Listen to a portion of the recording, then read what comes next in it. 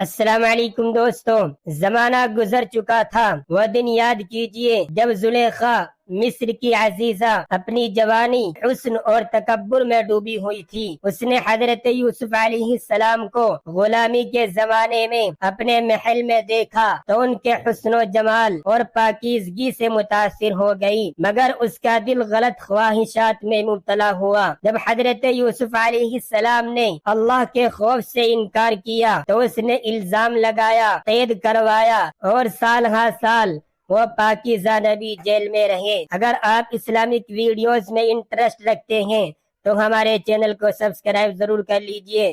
چلیے شروع کرتے ہیں with the real life story of Prophet Yusuf and Zulaikha علیہ السلام۔ دوستو، وقت گزرتا گیا، مصر میں قحط پڑا اور اللہ کے حکم سے یوسف علیہ السلام قید سے آزاد ہوئے اور مصر کے وزیر خزانہ بنائے گئے۔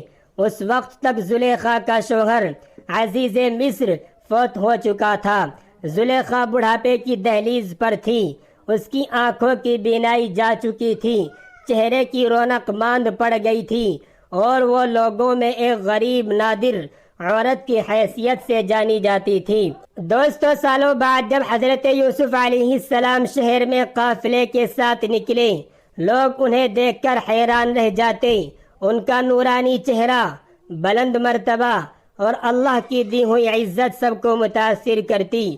روایت ہے کہ ایک دن یوسف علیہ السلام کا گزر ایک ایسے سنسان جگہ سے ہوا جہاں ایک کمزور، ضعیف اور نابینا عورت ایک چھڑی کے ساتھ کھڑی تھی۔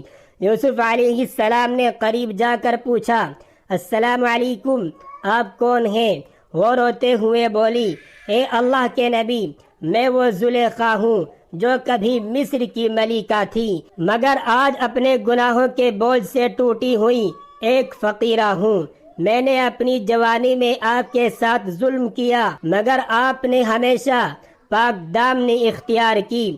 میں نے اپنی خواہش کے لیے آپ کو قید کروایا، لیکن آج میں اللہ سے توبہ کر چکی ہوں۔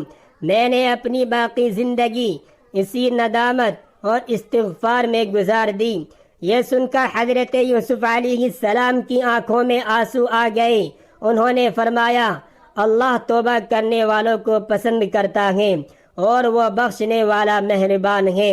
روایات میں آتا ہے کہ حضرت یوسف علیہ السلام نے اللہ تعالیٰ سے دعا کی، اے میرے رب، اگر یہ واقعی توبہ سچی ہے تو اس کی عزت لوٹا دے اور اس کی بینائی واپس دے دے۔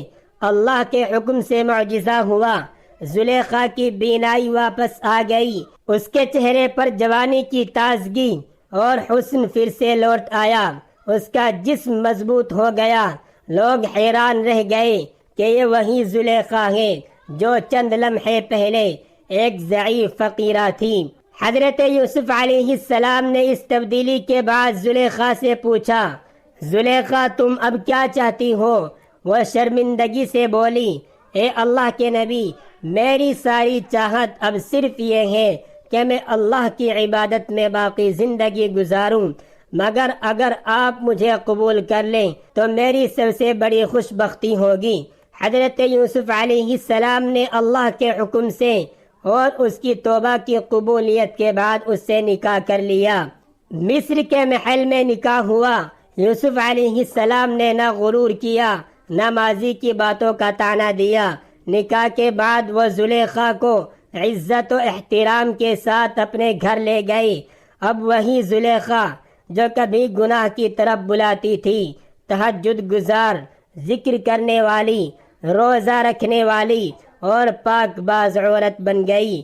حضرت یوسف علیہ السلام اور زلیخا نے زندگی محبت، ایمان اور شکر گزاری میں گزاری۔